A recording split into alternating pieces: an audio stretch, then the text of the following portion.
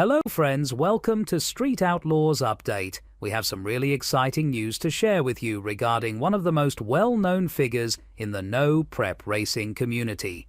For the second half of the season, experienced racer Chuck Seitsinger, who has a long history on the streets, will be rejoining the No Prep King series. Along for the voyage will be a redesigned, meaner, and quicker Second Amendment Mustang, Chuck's Revenge. A reinvigorated approach to the Second Amendment. For those who have been following the No Prep Kings (NPK) series, you are aware of Chuck Seitsinger's recent struggles. Even though he has always been a fierce rival, his performances in the series have not been great lately, particularly when driving the Death Trap Camaro, which was not designed to withstand the demanding requirements of NPK. Chuck, nevertheless, isn't one to back down from a task if there's one thing we know about him. Chuck's go-to weapon of the moment? The Mustang of the Second Amendment. But this is no ordinary Mustang.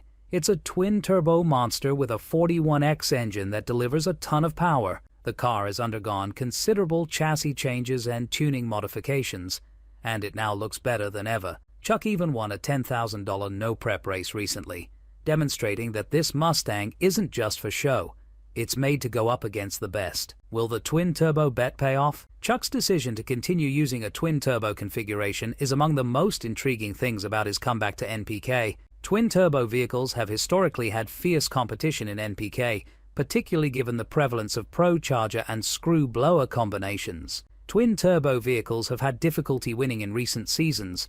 The last notable triumphs in this configuration occurred in Season 5. Chuck, though, doesn't follow the herd. He is placing his bets on the twin turbos in his Second Amendment Mustang to provide him an advantage, particularly in the next high-altitude races at Spokane, Las Vegas, and Firebird Raceway in Idaho. Because of their height, these tracks provide a special challenge for screwblowers and prochargers, which could be advantageous for twin-turbo setups like Chuck's. An experienced racer, having a claim to make the winner's circle is familiar territory for Chuck Seitsinger. He has a proven track record of success at the highest levels of competition, having held the title of street racer for a period of time and winning multiple races throughout his career. In addition, he has won the NPK before, having done so in the show's inaugural season. Chuck obviously have the knowledge and motivation necessary to seriously contend in the second half of this NPK season. Whether the Second Amendment Mustang has what it takes to propel Chuck back to the top is the main question on everyone's minds.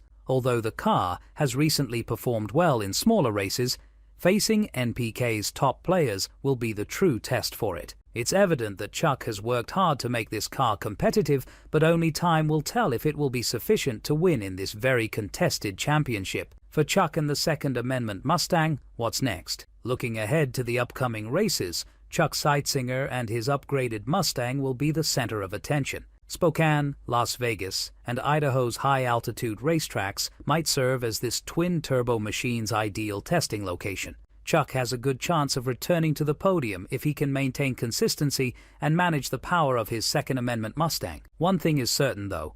Chuck Seitsinger is far from done. In the No Prep King series, he has the experience, the vehicle, and the will to make a difference. We're eager to watch Chuck and his squad's progress in the second half of the season.